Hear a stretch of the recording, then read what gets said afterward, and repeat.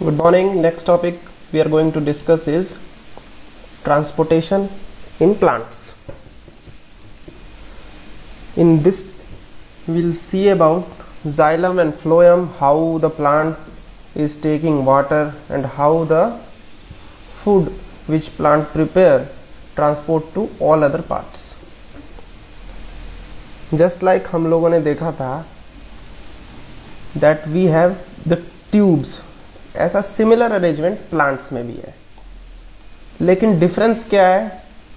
इस ट्यूब में ब्लड को फ्लो करने के लिए एक पंपिंग ऑर्गन लगा हुआ है हमारी बॉडी में, जो कि है हार्ट।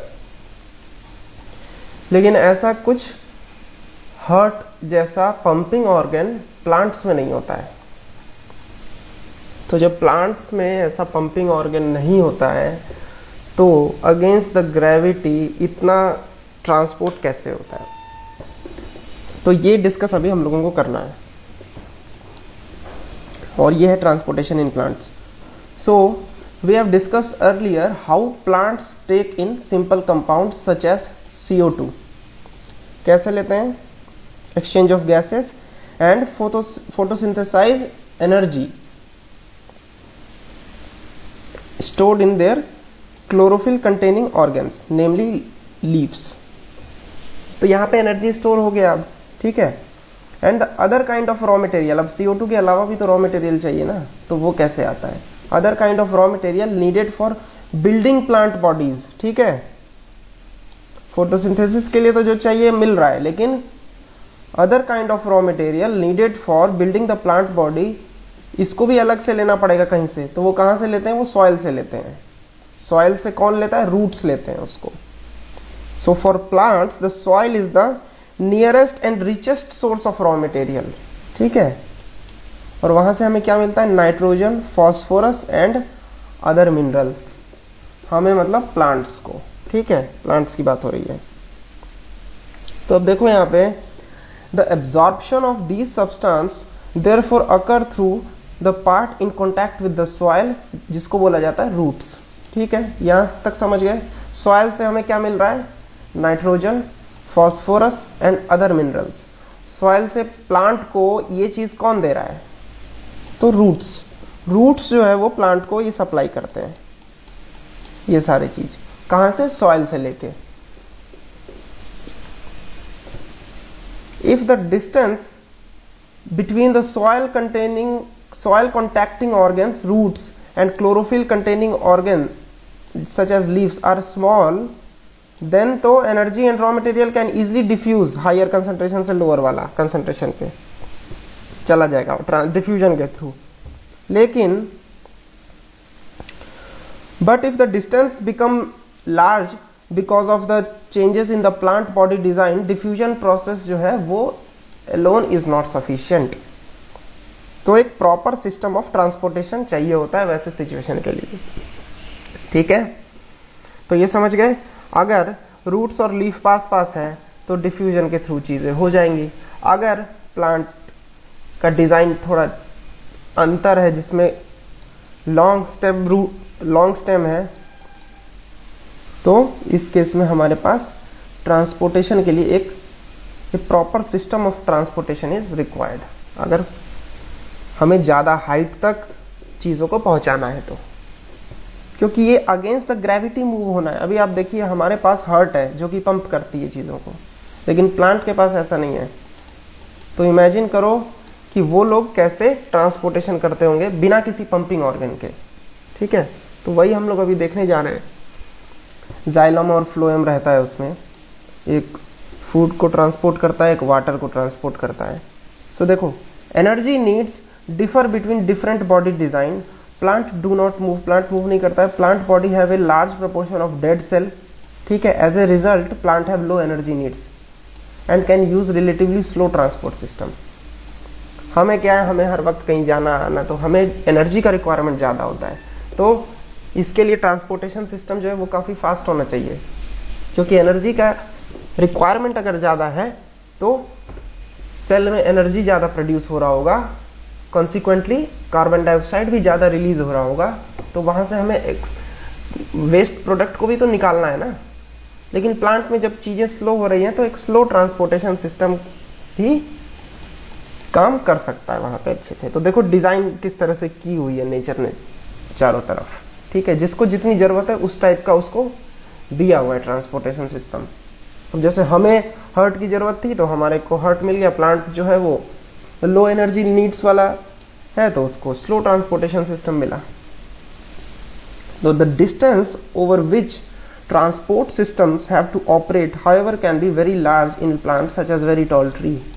ठीक है, डिस्टेंस का देख लो, टॉल ट्री में कहाँ से रूट्स कहाँ पे है, शूट टॉप मोस्ट पार्ट कहाँ पे है, कितना डिस्टेंस है, तो उतना ट्रैवल करना पड़ सकता है लार्ज डिस्टेंस तक। So plant transport system will move energy stored from leaves and raw material from roots. तो ट्रांसपोर्ट सिस्टम जो है, फोटोसिंथेसिस कहाँ हो रहा है, लीव्स में, ठीक है, एक्सेस एनर्जी स्टोर हो रही है तो उसको ट्रांसपोर्ट करना है और जहां जहां पे एनर्जी चाहिए वहां पे एनर्जी पहुंचानी है। तो ये देखो एनर्जी स्टोर्स, ये plant transport system will move energy stores from leaves and raw material from roots. तो एनर्जी लीव्स से, रॉ मटेरियल रूट्स से, ये दो काम करने हैं उनको। These two pathway are constructed as independently organised conducting tubes. ठीक है, अब ये दो पाथवे हैं, आप लोग इसके बारे में 9th क्लास में भी पढ़ चुके हैं वैसे। एक से फूड, एक से वाटर जाएगा। ठीक है, अब देखो 1 द जाइलम, जाइलम क्या करता है, moves water and mineral obtain from soil. तो एक ट्यूब जो है वो सिर्फ वाटर एंड मिनरल को पहुंचाएगा एक ही डायरेक्शन में, सॉइल से ऊपर की तरफ। अदर पाइप सिस्टम क्या है, फ्लोएम, ये ट्रांसपोर्ट क्या करता है, product of photosynthesis from leaves, ठीक है, where they are synthesised to other parts of the plant. समझ गए? तो यहां पे दो सिस्टम है, एक है जाइलम, आप ये समझिए दो पैरेलल पाइप्स है, ठीक है, एक से मिनरल्स एंड वाटर मूव करता है और एक से प्रोडक्ट ऑफ फोटोसिंथेसिस मूव करता है, बस। We have studied the structure of this tissue in detail in class 9th। तो अब जितना यहाँ पे दिया हुआ है उतना ही हम लोग पढ़ेंगे, ज़्यादा डिटेल में अभी जाने की जरूरत नहीं है। 9th क्लास का थोड़ा सा बुक खोल के एक बार टिश्यू का अरेंजमेंट देख लो, टिश्यू का क्या क्या वहाँ पे है, कौन से सेल्स हैं, किस जगह पे, जाइलम में क्या है, जाइलम का स्ट्रक्चर कैसा है, फ्लोएम का स्ट्रक्चर कैसा है, जाइलम में क्या एक ही डायरेक्शन में मूव करती है चीज़ें या नहीं, फ्लोएम में क्या दोनों डायरेक्शन में मूव करती है चीज़ें या नहीं। तो ये सब चीज़ देख लो, सीव अरेंजमेंट क्या होता है वो देख लो एक बार फ्लोएम में, ठीक है। और जो यहाँ पे दिया रहेगा वो तो हम लोग एक्सप्लेन करेंगे अभी। तो देखो ट्रांसपोर्ट ऑफ वाटर, वाटर कहाँ से जा रहा था, वाटर जा रहा था जाइलम से, ठीक है, xylem moves water and minerals. तो अब देखो वाटर कैसे मूव होता है। In xylem tissue vessels and tracheids of the root, stems and leaves are interconnected to form a continuous system of water conducting channels reaching all parts of plant. ठीक है, root से लेकर सारे parts of plant में piping system लगा हुआ है यहाँ से यहाँ तक वाटर ट्रांसपोर्ट कराने के लिए, ठीक है। और ये क्या है, जाइलम है। तो अब देखो यहाँ पे all the roots cells in contact with the soil actively take up ion. अब इसमें क्या है कि कुछ आयंस पहले एक्टिवली टेकअप किए जाते हैं, जिसके कारण की डिफरेंस होता है कंसंट्रेशन ऑफ दीज आयंस में between the roots and the soil, और फिर उस कंसंट्रेशन को मेंटेन करने के लिए वाटर मूव करता है। सिंपल चीज देखिए, यहाँ पे 10 आयंस पर ml है, एग्जाम्पल है बस, ठीक है। तो ये आयन, और यहाँ पे मान लो यहाँ भी 10 है। एक्टिवली टेकअप का मतलब पहले आयंस यहाँ पे आता है, तो यहाँ पे आ गया 12 मान लो आयंस हो गए, तो यहाँ पे हो गया 8, ठीक है। तो अब क्या चीज होगा, यहाँ पे वाटर फ्लो करना पड़ेगा ना, तभी ये प्रॉपरली डाइल्यूट होके इसके बराबर आएगा, नहीं तो यहाँ पे आयन का कंसंट्रेशन ज्यादा हो गया।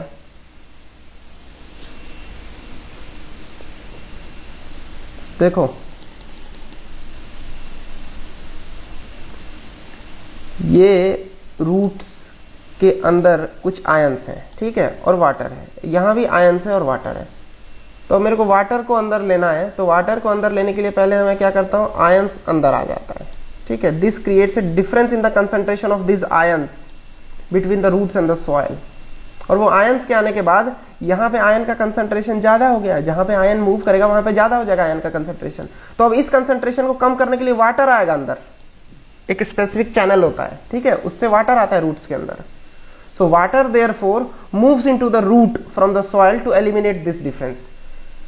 रूट के अंदर सम आयंस, सॉइल में कुछ आयन, ये रूट सॉइल के कांटेक्ट में है। अब ये आयन कुछ इसमें एक्स्ट्रा मूव हो जाते हैं एक्टिवली, तो क्या हो रहा है यहाँ पे, उसको न्यूट्रलाइज करने के लिए वाटर मूव हो रहा है। ये सिंपल मैकेनिज्म है।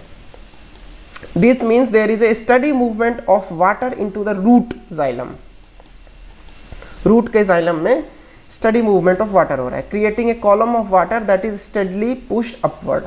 तो अभी जैसे जैसे यहाँ पे वाटर आएगा वैसे फिर वो अपवर्ड पुश करेगा।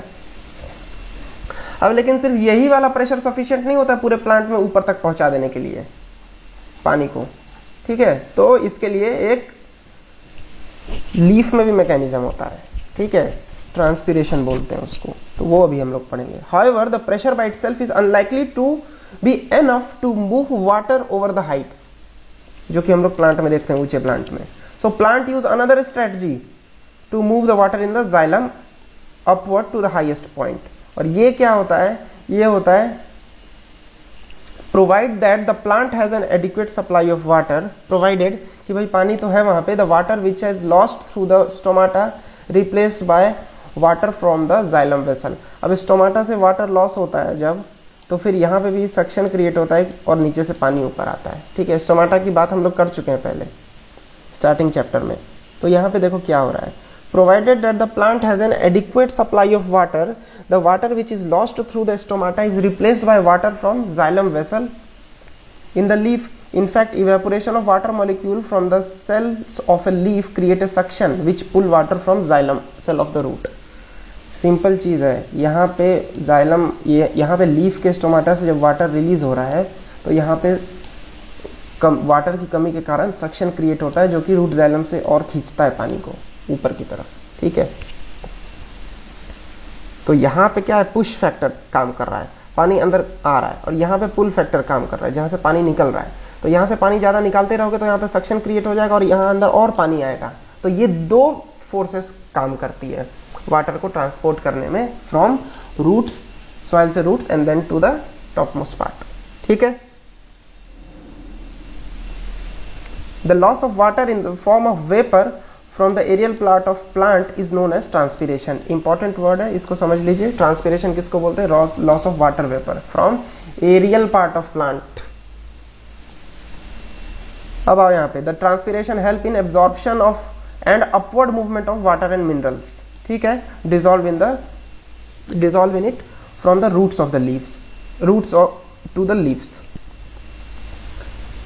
It also helps in temperature regulation. अब वाटर जब मूव कर रहा है तो टेम्परेचर रेगुलेशन में भी मदद करता है, कूलर टाइप मैकेनिज्म हो रहा है वहां पे। तो the effect of root pressure in the transport is more important at night. क्यों ऐसा, क्योंकि नाइट में यहाँ पे इवेपोरेशन होगा नहीं, तो जो मूवमेंट होगा वो रूट प्रेशर के कारण ही होगा। तो यहाँ पे एक आ गया, समझ लो, एक रूट प्रेशर और एक ये स्टोमाटा से वाटर वेपर का रिलीज वाला मैकेनिज्म, जो कि सक्शन क्रिएट करता है। तो अब देखो, during the day when stomata are open, the transpiration pull become the major driving force. तो दिन में ये ड्राइव करता है, रात में ये ड्राइव करता है। दो ड्राइवर है प्लांट में वाटर को मूव कराने के लिए। सिंपल था। अब पढ़ते हैं हम लोग transportation of food and other substance. ये क्या चीज है? So far we have discussed the transportation of water and mineral in plant. समझ गए? उसमें नीचे से रूट प्रेशर और transpiration. Now let us consider the product of metabolic activity, particularly photosynthesis, which are moved from leaves to the other part of the plant. अब leaves में खाना बना, सबको खाना चाहिए, तो कैसे ट्रांसपोर्ट होगा? So this transport of soluble products of photosynthesis is called translocation. तो ट्रांसपीरेशन समझ गए क्या होता है, वेपर का loss from the aerial part of plant. Translocation क्या होता है, सॉल्युबल प्रोडक्ट ऑफ फोटोसिंथेसिस का ट्रांसपोर्ट। ये टेक्निकलिटीज को ध्यान रखिए, सॉल्युबल प्रोडक्ट्स ऑफ फोटोसिंथेसिस का ट्रांसपोर्ट, इसको ट्रांसलोकेशन बोलते हैं। And is occurred in the part of vascular tissue known as phloem. Food और फ्लोएम, तो उससे याद रखो इसको, xylem water, food, phloem. So beside the products of photosynthesis, phloem transport amino acid and other substance। ठीक है, तो phloem क्या क्या ट्रांसपोर्ट करता है, प्रोडक्ट्स ऑफ फोटोसिंथेसिस जो कि सॉल्युबल प्रोडक्ट्स है, then amino acid and other substance. Product of photosynthesis के लिए वो रिएक्शन जाके देखिए जहां पे वो प्रोडक्ट्स बने हुए हैं। ठीक है, these substances are specially delivered to the storage organ of the root, fruits and seeds and to the growing organ। यहाँ पे जाता है खाना, जहाँ पे जरूरत है उसको, या तो स्टोर कर लो भाई, हमने बना लिया, अब आप स्टोर कर लीजिए फ्रिज में, तो ऐसा कुछ होता है ना, तो ये चीज यहाँ पे भी प्लांट में हो रही है। These substances are specially delivered to the storage organ of the root, वहाँ पे या तो फ्रूट्स में एंड सीड्स में and to the growing organ, कि तुमको अगर ग्रो करना है तो ये लो खाना खाओ और ग्रो करो। So the translocation of food and other substance takes place in sieve tube। sieve tube का मतलब वो छलनी वाला ट्यूब जिसमें परफोरेशन होता है, छेद होता है, तो ऐसे मूव करता रहते हैं चीज़ें। ठीक है, फ्लोएम में बोथ डायरेक्शन में मूव करती है चीज़ें, क्योंकि लीफ यहाँ भी है, यहाँ भी है, किसी को यहाँ से ऊपर जाना है खाना लेके, किसी को यहाँ से यहाँ जाना है, तो फ्लोएम की ये बात होती है। लेकिन जाइलम में वाटर सिर्फ नीचे से ऊपर जा रहा होता है, तो यूनिडायरेक्शनल फ्लो होता है, इसको भी याद रखो। अब देखो यहाँ पे, these substances are specially delivered to the storage, ये समझ गए। The translocation of food and other substance takes place in sieve tube with the help of adjacent companion cell both in upward and downward direction। ये चीज xylem में नहीं था जो कि यहाँ पे है। ठीक है, with the help of adjacent companion cell। एक बार जब 9th क्लास के एनसीईआरटी में हम लोगों को ये देखना है कि फ्लोएम में कंपेनियन सेल कहाँ पे होता है। Unlike transport in xylem which is largely explained by simple physical forces, xylem में क्या हो रहा था, यहाँ से आयन का प्रेशर डिफरेंस के कारण वाटर अंदर मूव कर रहा था और फिर ट्रांसपिरेशन से वाटर बाहर मूव कर रहा था, तो फिजिकल फोर्सेस के थ्रू हम लोग एक्सप्लेन कर पा रहे थे ना। लेकिन यहाँ पे नहीं है, यहाँ पे एनर्जी देना पड़ता है, यहाँ पे मूव करने के लिए पैसा लगता है in the form of ATP. ठीक है, तो अभी यहाँ पे देखो, the translocation in phloem is achieved by utilising energy, energy चाहिए इसको। Material like sucrose is transferred in the phloem tissue। पहले सुक्रोज ट्रांसफर्ड होता है फ्लोएम टिश्यू में यूजिंग एनर्जी फ्रॉम एटीपी, या तो कोई खुद चला जाए। खुद कब जाएगा, जब यहाँ वो ज्यादा होगा और यहाँ कम होगा तो वो खुद चला जाएगा। लेकिन अब कोई खुद नहीं जाएगा तो उसके लिए उसको पुश करना पड़ता है ना, तो उसको एनर्जी देना पड़ता है। अब जैसे देखो, पानी को ऊपर से गिराएंगे तो नीचे अपने आप गिर जाता है, लेकिन अगर पानी को नीचे से ऊपर लेके जाना है तो हमें एनर्जी देनी पड़ती है ना, तो सेम चीज यहां पे हो रही है। Material like sucrose is transferred into phloem, धक्का मार के उसको एनर्जी देके बोलना पड़ता है अब जाओ यहां से, और जहां पे जरूरत है वहां पे पहुंचो। So this increase the osmotic pressure of the tissue causing water to move into it, और फिर वो वाटर जो है वो इसको ट्रांसफर करके लेके चला जाता है। एक्चुअली जाइलम और फ्लोएम में भी इंटरलिंकेज होता है, और जाइलम का वाटर भी फ्लोएम में आता है, और जो सुक्रोज रहता है उसको बहा के लेके जाता है वहां से। तो यहाँ पे दोबारा इस लाइन को पढ़ते हैं, this increase the osmotic pressure of the tissue.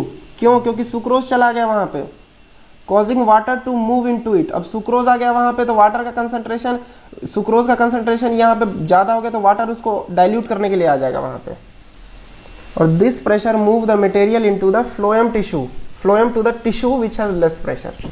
ठीक है, फिर हायर प्रेशर से लोअर प्रेशर में ट्रांसफर होती है चीजें। पहले सुक्रोज आ गया, फिर वाटर आ गया, और वहां हाई प्रेशर हुआ, और फिर वो नीचे चला गया या ऊपर चला गया, डिपेंडिंग अपॉन द प्रेशर। जहां पे लो प्रेशर है वहां पे this allow the phloem to move material according to the plant need. For example, in the spring, sugar stored in the root or a stem tissue would be transported to the bud which need to grow। तो अभी बनाया खाना, roots में रख दिया, stem में रख दिया, और फिर कभी स्टेम से दूसरी जगह चला जाएगा। तो जो जाइलम था उसमें अपने आप चीजें हो रही थी ऑटोमेटिक वे में, ठीक है। लेकिन यहाँ पे एनर्जी का खर्चा करना पड़ता है। एनर्जी का खर्चा क्यों?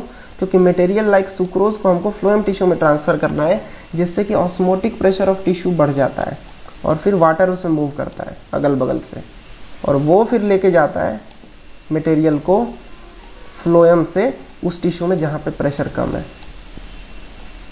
तो ये प्रेशर हाई से लो वाला ये ऑटोमेटिक रहेगा, लेकिन यहाँ पे एनर्जी लग रहा है, ये ध्यान में रखो,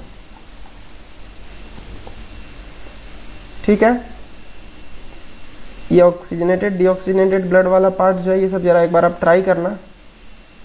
इसमें क्या क्वेश्चन पूछ रहा है कि why it is necessary to separate oxygenated deoxygenated blood efficiency के लिए, ठीक है, और उसमें डिटेल में पढ़ाया हूं मैं। Then what are the component of transport system in human being, ठीक है, पंपिंग, ट्यूब, रिपेयर, सब लिखो अच्छे से इसमें। फिर ये देखो, what are the component of transport system in highly organised plant, तो जाइलम फ्लोएम के बारे में डिस्कस करिए। How are water and mineral transported, तो ट्रांसपिरेशन के बारे में बोलो। आयंस के मूवमेंट के बारे में बोलो। आयंस के मूवमेंट के बाद वाटर का मूवमेंट होता है सॉइल में। फिर नाइट टाइम में रूट प्रेशर की बात करो, और फिर डे टाइम में ट्रांसपिरेशन की बात करो। Then how is food transported, तो फ्लोएम की बात करिए। फिर ये बताइए कि कैसे एक्टिवली एनर्जी खर्च करके हमको सुक्रोज को देना पड़ता है फ्लोएम में, और जब वो जाता है तो ऑस्मोटिक प्रेशर बढ़ता है, तो वाटर फ्लो होता है और फिर लो प्रेशर की तरफ जाती है चीजें। तो ये सारा चीज डिटेल में लिखना है आपको, एकदम टू द पॉइंट और हर एक पॉइंट को कवर करते हुए, ठीक है। तो अब आते हैं, लास्ट टॉपिक हम लोगों का है excretion in plants and animals in human being. तो अब एक्सक्रीशन में देखो, we have already discussed how organism get rid of gaseous waste generated during photosynthesis और respiration।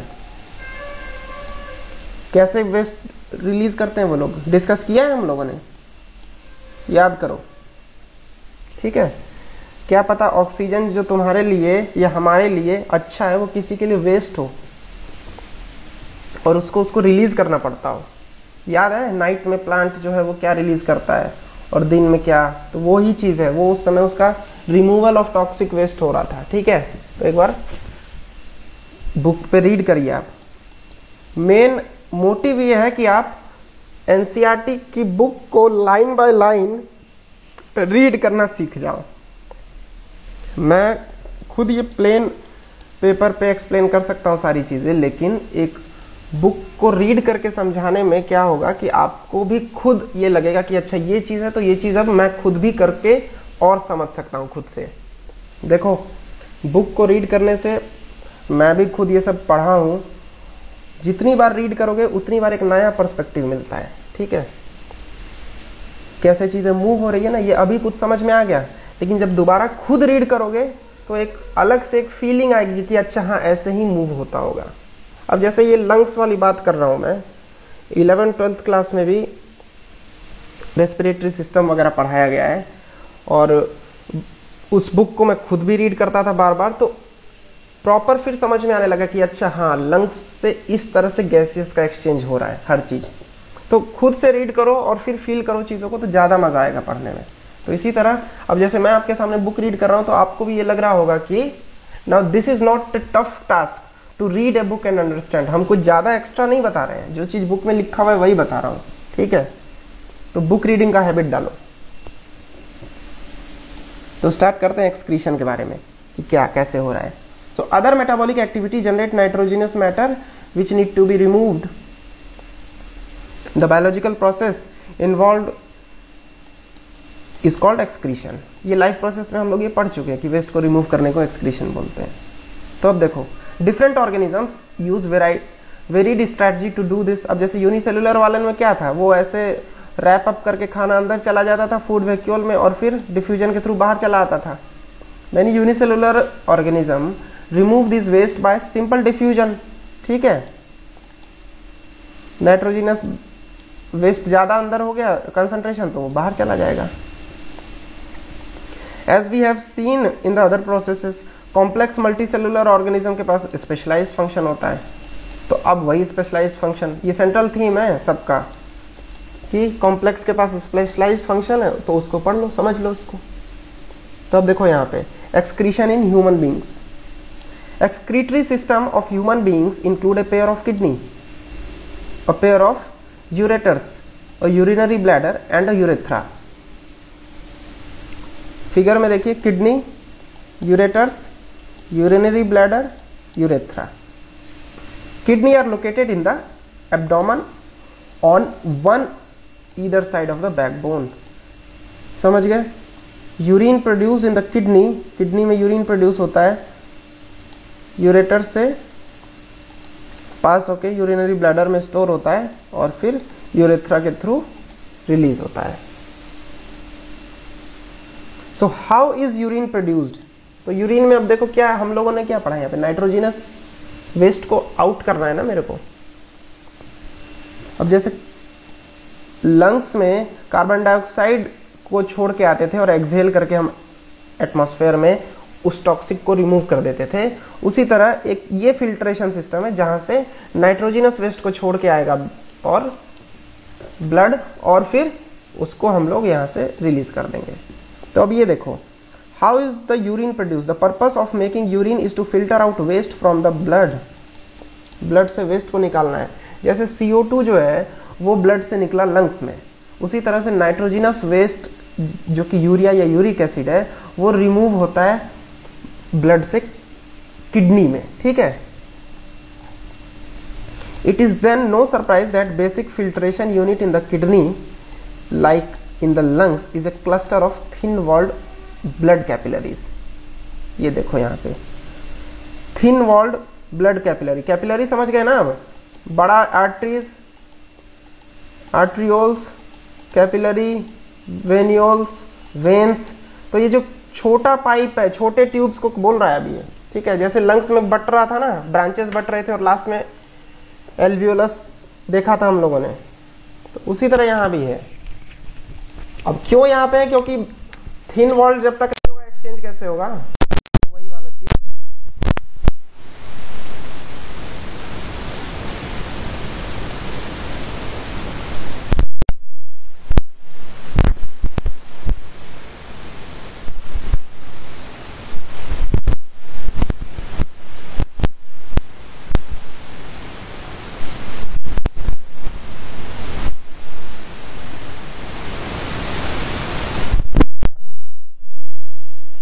अब यहाँ पे क्या है, ब्लड वेसल्स आएगा और ब्लड वेसल्स के through nitrogenous substance Bowman's capsule में गिरेगा और वो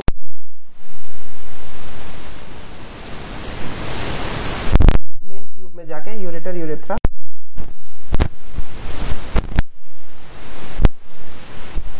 हमें एक्सक्रीशन।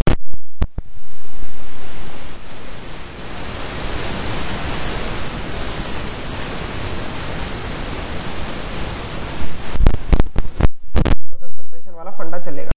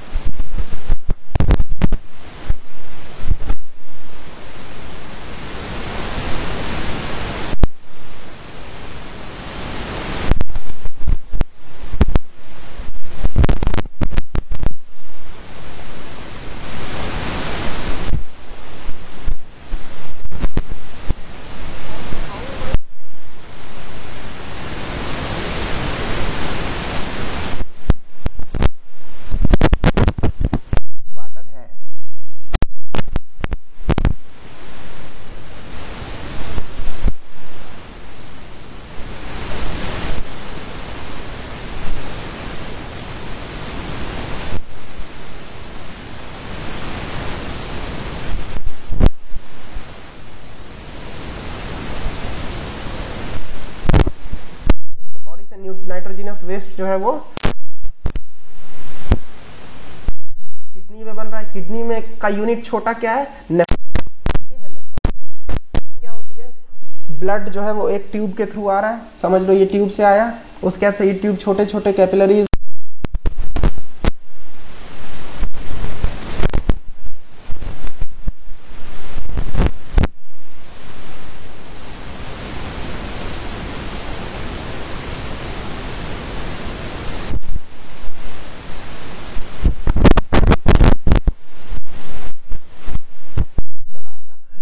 नेफ्रॉन की कहानी हुई। इसी तरह खूब सारे नेफ्रॉन होते हैं किडनी में, और वो सारे जो है यूरिक एसिड और यूरिया को यहाँ से पास करेंगे along with वाटर ऑल्सो।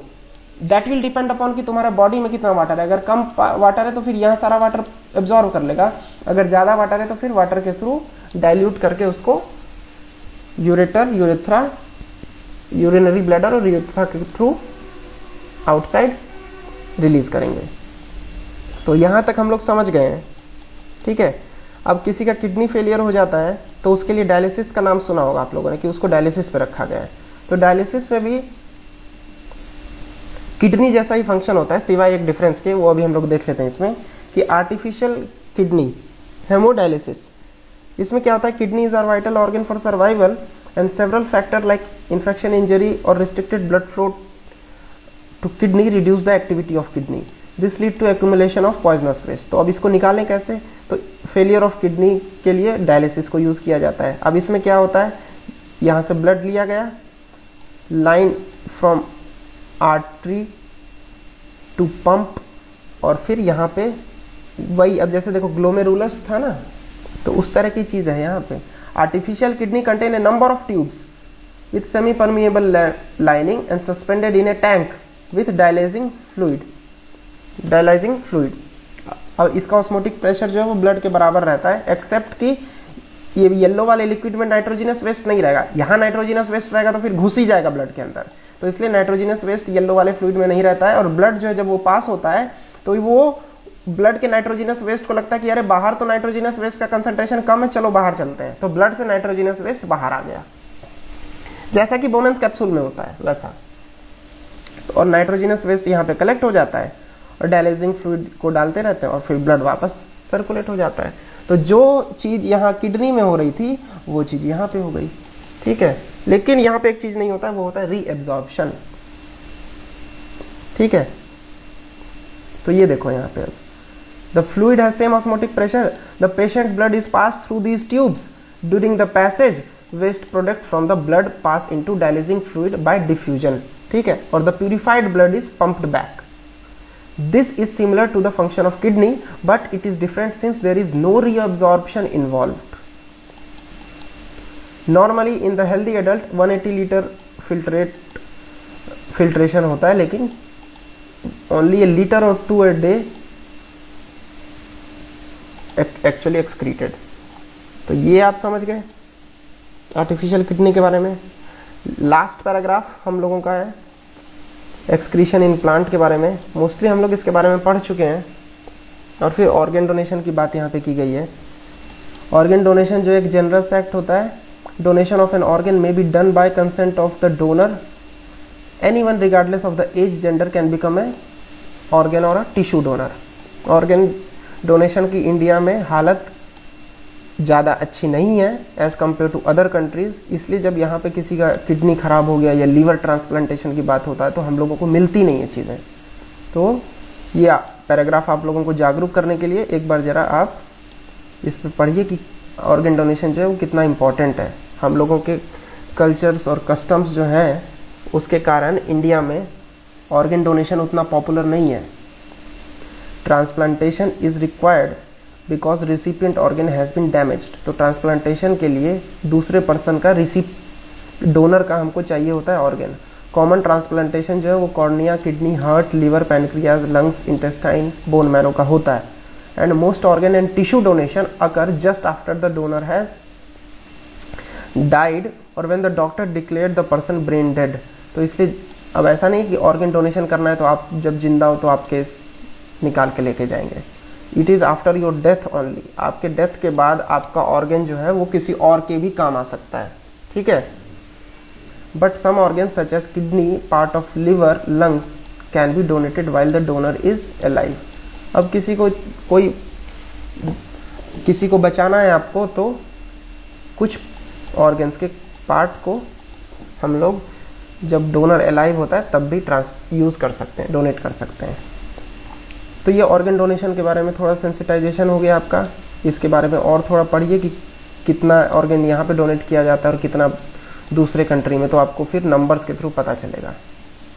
अब आ जाओ हम लोग एक्सक्रीशन इन प्लांट्स, ये लास्ट पैराग्राफ है इस चैप्टर का। Plant use completely different strategy for excretion. Oxygen itself can be thought of as a waste product generated during photosynthesis. देख लो, ऑक्सीजन जो है वो वेस्ट प्रोडक्ट है प्लांट का। लेकिन वी हैव डिस्कस्ड अर्लियर कि plant deal with oxygen as well as carbon dioxide. They get rid of excess water by transpiration. Excess water है वो ट्रांसपीरेशन के थ्रू चला जाता है, ठीक है, और लीव्स के थ्रू एक्सचेंज ऑफ गैसेस होता है। For other waste plant use the fact that many tissue consist of dead cell. अब जैसे पत्ते गिरते हैं ना, तो पत्तों में वेस्ट प्रोडक्ट चला जाता है और फिर वो पत्ता टूट के गिर जाता है, ऐसा भी होता है। And they can see even lose some part such as leaves. Leaves कैसे होता है? Many plant waste product are stored in the cellular vacuoles, ठीक है, लीव्स में, और वेस्ट प्रोडक्ट में भी stored in the leaves that fall off. और फिर और किस में वेस्ट प्रोडक्ट रिलीज हो रहा है? रेजिन एंड गम्स के फॉर्म में, specially in old xylem. Plant also excrete some waste into the soil, और सॉइल में भी प्लांट कुछ वेस्ट को एक्सक्रीट करता है। अब एक लेक्चर और लेंगे इस चैप्टर में, जिसमें ओवरऑल सारी चीजें जो आपको ध्यान में रखनी है, याद रखनी है, वो बताई जाएगी along with the questions, ठीक है। और तब तक आप लोग एक क्वेश्चन ट्राई करने की कोशिश करो। किडनी के बारे में क्या करता है किडनी, जाइलम क्या करता है, ऑटोट्रॉफिक मोड में क्या चाहिए होता है, break down of pyruvate gives carbon dioxide, water and energy, it takes place in, ठीक है। तो समझो इन सब चीज़ों को, ये सब चीज़ें पढ़ा चुके हैं हम लोग। हाउ आर फैट डाइजेस्टेड, ठीक है, फैट के नाम पे तुरंत लाइपेज की बात आनी चाहिए और बाइल की बात आनी चाहिए दिमाग में, ठीक है। सलाइवा क्या डाइजेस्ट करता है, what is the necessary condition for autotrophic, aerobic anaerobic respiration क्या होता है ये भी समझ चुके हैं। एल्वियोलाई का सरफेस एरिया कैसे बैलून शेप बन के सरफेस एरिया उसका बढ़ाया गया ताकि एक्सचेंज ऑफ गैस अच्छे से हो। कॉन्सिक्वेंस ऑफ हीमोग्लोबिन आपको पता है, पिगमेंट चाहिए होता है ऑक्सीजन को लेके जाने में। कभी कभी बॉडी जो है बड़ी होती है तो उसमें ऑक्सीजन अब डिफ्यूजन के थ्रू नहीं जाता है, तो हीमोग्लोबिन बोलता है चलो मेरे साथ बैठ के चलो, तुमको लेके चलूंगा पूरे बॉडी में। फिर डबल सर्कुलेशन बताइए क्यों ये नेसेसरी है, मिक्सिंग नहीं होना चाहिए, एफिशिएंसी बढ़ना चाहिए, इसलिए डबल सर्कुलेशन होता है। What are the difference between transport of material xylem और फ्लोएम में, one side, double side, energy नहीं रिक्वायर्ड, एनर्जी रिक्वायर्ड, ये सब समझो और लिखो इसको। और compare the functioning of alveoli in the lungs and nephron, similar functioning है यहाँ पे भी। तो इजी एक्सरसाइज है, आराम से सारा चीज जो पढ़ा है उसके बेसिस पे कर सकते हैं इसको। एक बार ट्राई करो, नेक्स्ट लेक्चर में हम लोग ये चैप्टर को रिवाइज करा देंगे या फिर एक नया चैप्टर स्टार्ट करेंगे।